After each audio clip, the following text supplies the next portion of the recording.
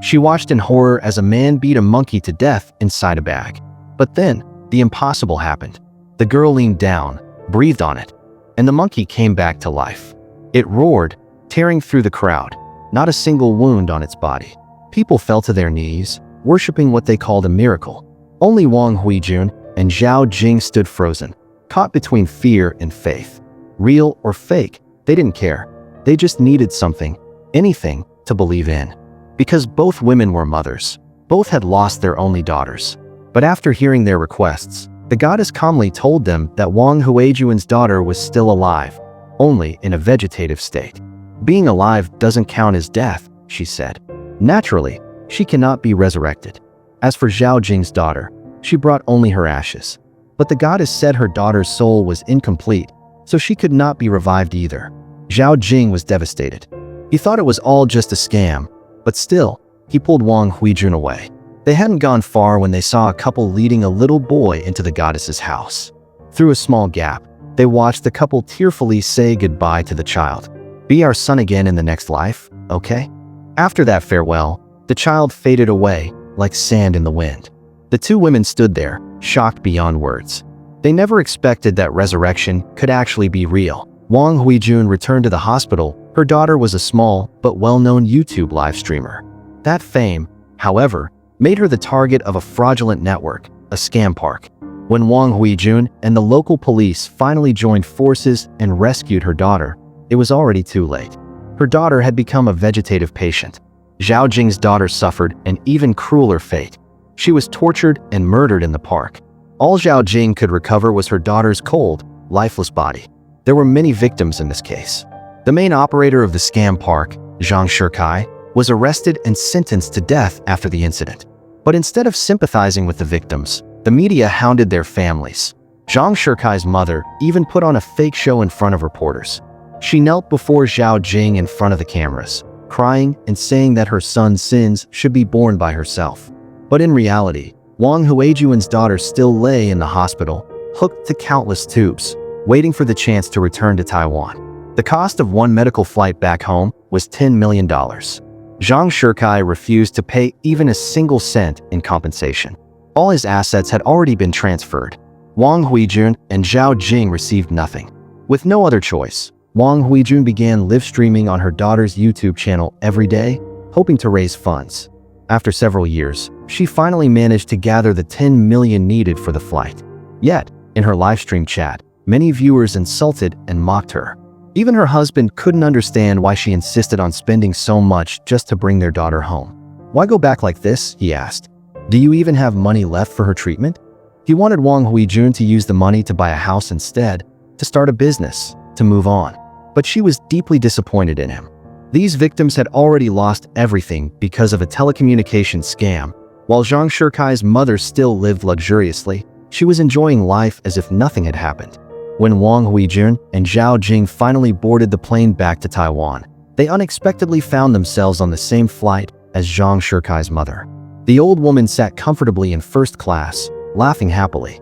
Both women had lost their children, yet that mother showed no sorrow for her condemned son. Upon returning to Taiwan, Wong Huijun and Zhao Jing attended Zhang Shikai's execution. Throughout the process, Zhang's mother remained eerily calm. As Zhang Shikai died peacefully, Wong Huijun felt dazed. It was over, just like that. But Zhao Jing's heart burned with rage. Her daughter had been brutally tortured before death, her body covered in horrific wounds. It was clear she had suffered unimaginable abuse before she died. Zhao Jing couldn't understand how such a monster could die so easily. Among all the rescued victims, her daughter had suffered the worst fate. Wong Huijun's daughter was still alive, but deeply damaged, left in a vegetative state. Only the lawyer's daughter had survived with minor injuries. This torment consumed Zhao Jing. She bribed a guard to confront Zhang Shikai one last time and asked, "Why did you kill her? Why did you target my daughter?" Zhang Shikai showed no remorse. Instead, he smirked and said shamelessly, "They're already dead. Better to keep the money for the living. No need to waste it visiting me." His cold words filled Zhao Jing with fury. Wong Huijun, too, was enraged that Zhang Shikai had died so easily, without real suffering. Finally, the two women made a decision. They would bring Zhang Shikai back to life and make him pay. They would resurrect him. In fact, the relationship between Wong Huijun and her husband had already been in trouble for a long time. Her husband was often violent. "Why do you always end up like this?" he would shout. After every beating, she still forced a smile when visiting her daughter, hiding all the pain. It all began when her daughter was invited to travel to Southeast Asia. Wong Huijun didn't feel anything was wrong at the time. Her daughter still called home regularly, and her YouTube channel kept updating.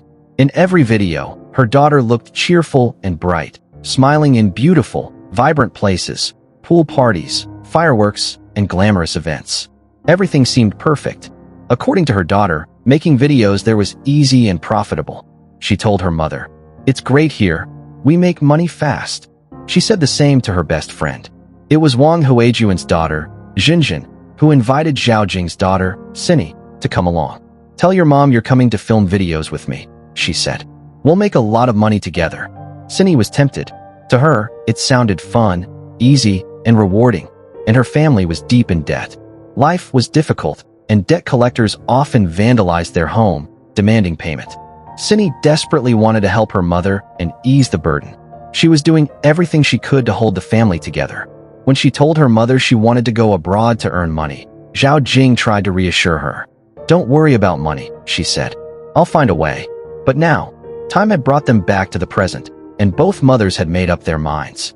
They were going to resurrect Zhang Shikai. They sought out a man known as Brother Li, a powerful figure in Chinatown who dealt in both the legal and the illegal. Brother Li didn't ask why they wanted to steal a corpse. He simply wrote an astronomical number on a piece of paper and told them to raise the money. "If you can bring the money," he said, "I can bring the body." After all, in Southeast Asia, as long as you had money, anything could be done. Since the fraud case, several years had already passed. Solving the case hadn't ended their suffering. It was only the beginning of their collapse. Xiao Jing was surrounded by the media. She had once worked as an insurance salesperson, but after the tragedy, she could no longer focus on her job. Her performance dropped sharply. In the past, she sold insurance by constantly persuading friends and family to buy it. But when those same friends faced medical emergencies, they discovered that the health insurance they bought could not cover their claims. Even the investment insurance turned out to lose money. Her relatives and friends called her a fraud. She had to rely on cold calling strangers just to make a living. Now, after everything that happened, she couldn't even do that anymore.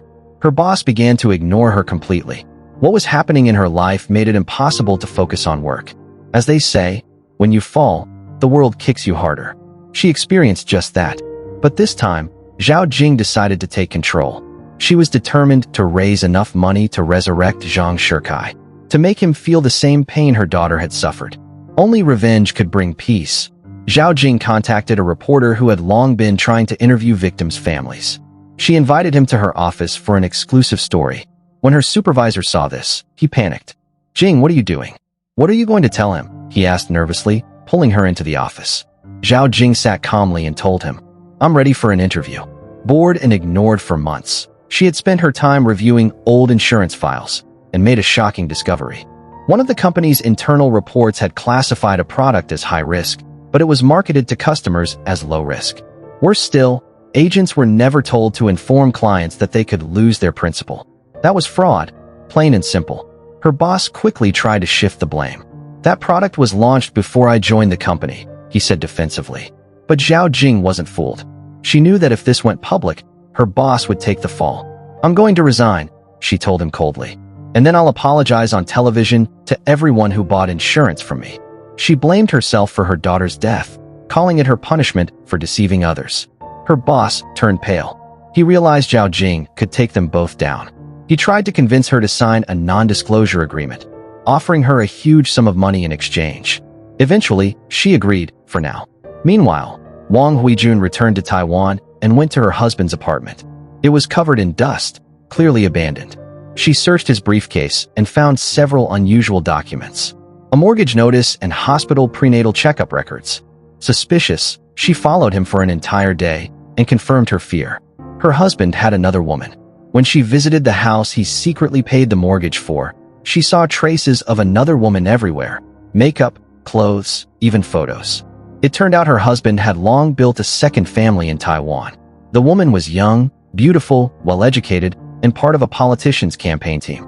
No wonder he had grown colder and had cut off her and their daughter's medical support. Fury filled Wong Huijun's heart. She silently gathered every piece of evidence and demanded a divorce. Her husband smirked at first, until she threw the documents in his face and threatened to expose him on YouTube. He wasn't a public figure, but his mistress was. If the scandal broke, it could destroy the politician's career and shame their child forever. Cornered, he finally asked, "What do you want?" "I want all your money," she said, "and the house in Tianmu." He had no choice but to agree. With that, the two women finally raised enough money and returned to Southeast Asia. They handed the cash to Brother Lee, who soon delivered a complete corpse. They stuffed it into an old ice cream truck they had prepared. But just as they were about to leave, a drunk man knocked on their window, demanding orange juice with ice. Wong Huijun glanced nervously at the corpse beside her, scooped a spoonful of ice from the body's cooler, and handed it over. The drunk gulped the drink and grinned. "Tastes great," he said, staggering away. After he left, the women sped off toward the goddess's temple, ready to bring Zhang Shikai back to life. On the way to the goddess's temple, Jing suddenly thought of her late husband. When she first heard the goddess could bring the dead back to life, her first thought wasn't her daughter, it was him. Her daughter had been too young. If she were resurrected, she might not even understand what had happened. But her husband, he had been strong, selfless, and kind. Jing's husband had died of cancer. Even after learning his diagnosis, he endured the pain in silence for the last 3 months of his life. He never told Jing. He didn't want her to spend money on his treatment. Instead, he wanted to save everything for her and their daughter, hoping they could live well after he was gone. But when he was on his deathbed, Jing couldn't stand it. She took all their savings and poured them into expensive treatments, desperate to save him. It cost them everything. The family fell deep into debt. After her daughter's death, Jing blamed herself constantly. "If only I'd listened to him," she thought. "Maybe Cindy wouldn't have gone abroad because of our financial struggles." But regret no longer mattered. When they finally placed Zhang Shikai's corpse before the goddess, she shook her head repeatedly. "I can't feel any longing for this man from the living world," she said. "There's no love, no memory calling him back. He cannot be revived." In desperation, Jing knelt beside the corpse and spoke to it, as if it were her husband. She poured out her heart, all her love, grief, and guilt. Perhaps moved by her emotions, the goddess began her ritual. Moments later, the corpse's eyes suddenly opened. Years earlier, when Cindy had first arrived in Southeast Asia, she had been full of excitement, completely unaware of what awaited her. The man who picked her up at the airport was Zhang Shikai himself. He arrived in a luxury car, looking like a charming prince. He smiled, spoke gently, and drove her toward a beautiful resort in the wilderness, a place they called paradise. But it was no paradise at all. When Cindy arrived, she discovered that her best friend, Jingwen, had already been controlled by the traffickers. The resort was actually a massive compound, a scam park. The people inside lived like prisoners, trapped, starved, and beaten. They were both victims and perpetrators. Once lured in, they became unpaid workers. New victims were forced to run phone scams. If they didn't meet their targets, they weren't even allowed to eat. It was Wong Huijun who first noticed something was wrong. While watching one of her daughter's YouTube videos, she heard faint cries for help in the background. She tried calling her daughter again and again, but Jingwen never answered. Not her calls, not her messages. Worried sick, she told Jing. Jing tried to comfort her, saying, "Don't worry, Cindy's been calling home. They're fine." Just as she said that, Cindy called again, cheerful as ever. On the screen, Jingwen appeared beside her, laughing. Both girls looked happy and relaxed, everything seeming perfectly normal. But then Cindy said something strange. "Mom, tell Dad not to worry. I'll see him soon." Wong Huijun froze. Her husband had passed away a long time ago.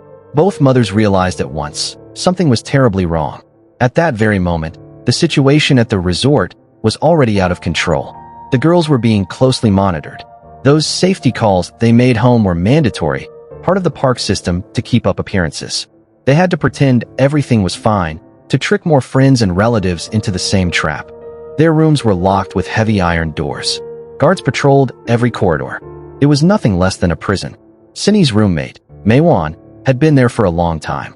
She owned a small dog and was always the first to meet her quota each day, so she could eat early. On the wall above her bed hung a performance chart. Every time she reached her target, she pasted a star on it. Rumor had it that once the chart was full of stars, the person would finally be freed. One day, Meiwan completed her chart. She was ecstatic. She believed her suffering was over. Zhang Shikai even held a public ceremony for her. Standing on stage, he praised her hard work over the past 3 years, promising that everyone who met their quotas would not only leave, but also receive a generous bonus. The audience erupted in envy. For the first time in years, hope flickered in their hearts. Before leaving, Meiwan handed her puppy to Cindy. She smiled and said, "You should start targeting people you know. It's easier that way. You'll reach your quota faster. Don't think too much about it. Surviving is all that matters." Cindy hesitated at first, but eventually gave in. She didn't want to die there. She didn't want to live as a prisoner forever. So she began scamming one of her kind teachers back home. The first attempt was shockingly easy and successful. Then came the second, the third, and soon, she became skilled at it. But one night, her puppy disappeared. Cindy quietly snuck out to look for it and stumbled upon a locked room filled with iron beds. Each bed was covered with a white sheet. From under one, a hand hung down, a hand that looked exactly like Meiwan's. Terrified, Cindy lifted the sheet. Meiwan's cold, lifeless body lay beneath it. It turned out there was no freedom waiting at all. Even those who completed their star charts were killed.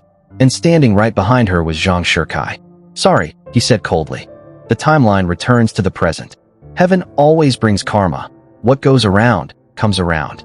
To prevent Zhang Shikai, that beast, from escaping once he was resurrected, the two women injected him with an anesthetic and hung him up inside a warehouse. A bucket of water sat beneath his feet. To wake him, Jing picked up an electric baton and plunged it into the bucket, sending a surge of electricity through the water. The jolt wasn't mild. Zhang Shikai convulsed violently, instantly snapping awake. But Jing wasn't satisfied. She thought of her daughter, her body covered in burns and wounds, and her rage boiled over. She grabbed a knife and stabbed Zhang Shikai again and again. He screamed in pain, kicking Jing hard enough to send her flying across the floor. It became clear that simply tying his hands wasn't enough. In a panic, Huijun seized the electric baton and shocked him again, this time until he passed out cold. But something went wrong. His body went limp. He stopped breathing. They panicked. They hadn't gone through all this trouble, spent all that money, and resurrected him only to kill him again before he suffered enough. They quickly called an ambulance. To their surprise, Zhang Shikai's vitality was terrifying, almost inhuman. Halfway to the hospital, he regained consciousness and bolted from the ambulance. Bleeding and half dead, he still managed to overpower 2 policemen who tried to stop him. He beat them brutally and disappeared into the streets. Jing knew chasing him was dangerous, but she couldn't stop herself. She ran after him and was ambushed. He grabbed her by the throat and nearly strangled her to death. At the last second, Huijun appeared and injected another dose of anesthetic into his neck, knocking him out completely. They dragged him back to the warehouse and tied him up once again. Just then, Huijun received a call from the hospital. Her daughter's condition had worsened. Severe infections and multiple complications required emergency surgery. Even with success, the doctors warned, it would only buy her a little more time. Jing tearfully signed the consent form, but they still owed $25,000 for the operation. Huijun emptied her pockets, selling and borrowing everything she could, still a few thousand short, until a kind young man stepped forward and helped her pay the rest. After the surgery, her emotions completely collapsed. She realized that torturing Zhang Shikai hadn't brought her peace. No matter what she did to him, it couldn't heal her pain. She even began to question whether keeping her daughter alive like this, hooked to machines, trapped between life and death, was the right thing. Maybe it was all just her selfish wish. Maybe her daughter didn't want to live this way. She had thought of giving up many times. But then one day, as she sat beside her daughter's bed and softly called her name, her daughter's hands suddenly tightened around hers. It reignited her hope. She believed her daughter was still there, still fighting to come back. The doctors insisted it was nothing but a reflex. But for Huijun, that faint squeeze meant everything. To her, the scariest thing wasn't despair. It was endless, cruel hope. At that moment, she and Jing came up with a new plan, a smarter way to get revenge. They decided to turn Zhang Shikai's own methods against him. Since he didn't know he only had 7 days left to live, they would use him to extort money from his own circle. "You have 7 days," Zhao Jing told him coldly. "Raise the money for us, and we'll let you go." They handed him a notebook and told him to write down how much his life was worth. Zhang Shikai, trembling, wrote, 10 million. Zhao Jing frowned. Too little. He hesitated, then nervously added more zeros until the amount reached 40 million. She smirked, took the notebook, and slapped it hard across his face. "Good. 40 million it is," she said. "Now earn it." To celebrate the start of their twisted operation, they set off fireworks at the site of the former scam park, the very place where their daughters had suffered. The explosions lit up the night sky, bright and haunting.